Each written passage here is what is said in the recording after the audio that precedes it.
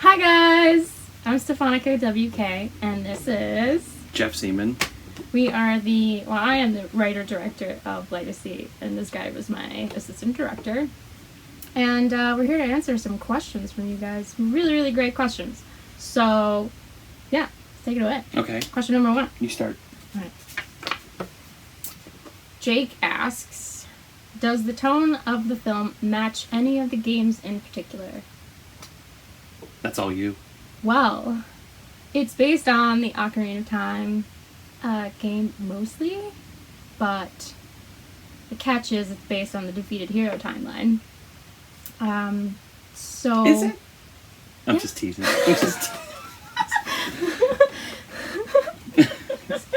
I wasn't really paying attention during 15 days of filming, Did so you I don't read know. the script? I did. I did everything. I know what it's about. I'm just messing with you. You said I was allowed to have fun. This is what happens. But yeah, so it was mostly based on Ocarina of Time, Defeated Hero timeline. With a little flavor of A Link to the Past, because that flows in there through that timeline. So I was never a big fan of that game. I should back that up. I was a fan of every one of the games, but if in ranking them, that would fall lower. But you nailed it on several different levels, and I became a bigger fan of that game after having worked that and after reading the script. And yeah, you really nailed that. Yeah. And I just noticed the guy who wrote this question, we know him. Well, we've been in a film festival with him. It's Jake Danger Jolly. He did a film called Claymation Zombies. Oh yeah. It was actually really good. We were all thrilled because at first it's like the guy did a good job with the film. Just thanks, Jake, for sending in your question. You know, I want to keep this on track here. But Jake, good job, man. Cool. All right, next question, Oh Jeff. boy. Okay, this one's from Jacob. What camera and lens did you use for shooting? Chris Carson. Chris Carson, that amazing man. Yes. We shot on a Red Scarlet and Rokinon. Rokinon lenses. One thing about Carson, well, there's so many things we could talk about Chris Carson. He was our director of photography. Chris loves his Steadicam. And you will notice when you see the film, and you can see it in several times in the trailers and the teasers that Stephanica has put out, he uses that Steadicam to perfection. And there were times on this set when we were running out of daylight, and we still had to get 2, 3, 4 setups done. Mm-hmm. And this guy just put the Steadicam on and got them all in one. And sometimes he would do the one shot and then just move and do the other. There was no setup time involved.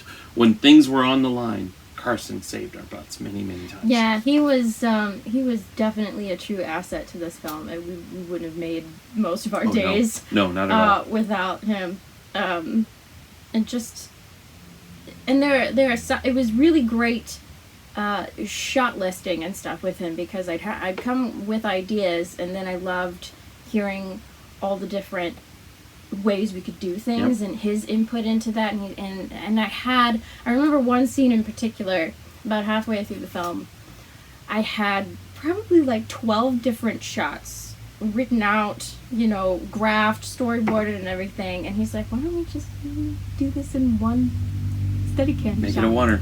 And I was like, I need to think about that. But we did it, and it worked. It was great. It's tough to hear, jarring to hear as a director. It's a blessing to hear as an AD whose whole thing is time. But if you don't trust the DP like we trusted Chris, that might have been a more difficult conversation to have. But we've seen him work, and after having worked with him so many times out there in the, let's just say, climate, you look back on that and you realize just how much he saved us repeatedly. Oh, yeah. Right, next one. Okay. Let's go. This is from Jess Link. Does the movie have a desert and Death Mountain part? Well, I think telling would say a thing or two about where our story went or didn't go. Yeah. Stefanica's been real good about not releasing certain things. For spoiler reasons mainly, but for other reasons as well. There are some things where I think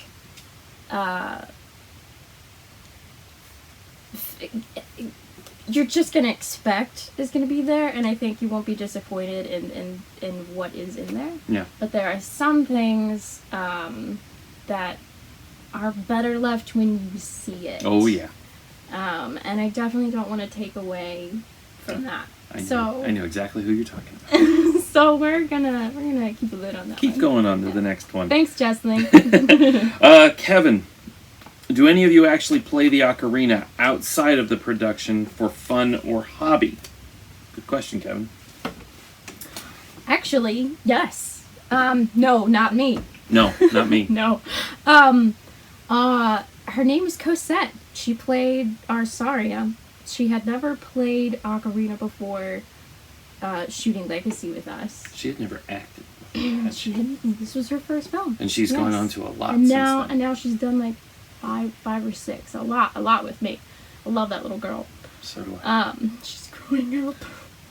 Stop Anyway, it, yeah, Cosette still plays. She, I gave her our plasticky ocarina prop that looks like wood, to practice on. But I guess something was off with it, and she went to her music teacher, or a music teacher, and kind of even learned through there even more, and they adjusted the ocarina. Like, I guess like some of the holes weren't quite. Didn't know that. Yeah, they weren't quite in pitch, I guess. I'm not musically inclined. No. But I think she's bought one or two ceramic ocarina since then, and she still plays, and she's amazing. She just got better and better as the shoot and pre-production and everything went on. She would show off in between takes. That's an understatement. Cozy, she was more than just a dedicated actress to this production. First of all, her mom, Carol, was set mom extraordinaire. Still is to this day. We'll be working on another film at some point with them, and she's trying very hard to do as much as she can on that too. But what Cozy was there when you were doing set deck. You were dressing with the vines. Yeah, she just went straight into everything. She helped build our bridge, and she would, when things did not involve her, she was still on set. And every once in a while, you could find her by listening for her practicing the ocarina. She'd be off in. There's an area that I can't. I found her in there a few times. Just playing and having fun, and her and Kyle were enjoying that together. So the answer is yes. At least one person doesn't. Kyle can play it, right? He just doesn't. He plays around with it, but I don't think he does it as a hobby. Okay. But then again, he's musically inclined. He plays the guitar and. No, doesn't play piano. That's Ariel. How old is Cozy now? Is she? She's 12. I hope she's not 13 yet. I'm not ready for a teenage Cosette. No. No, not yet. Especially when you see how young she looks. This one's you.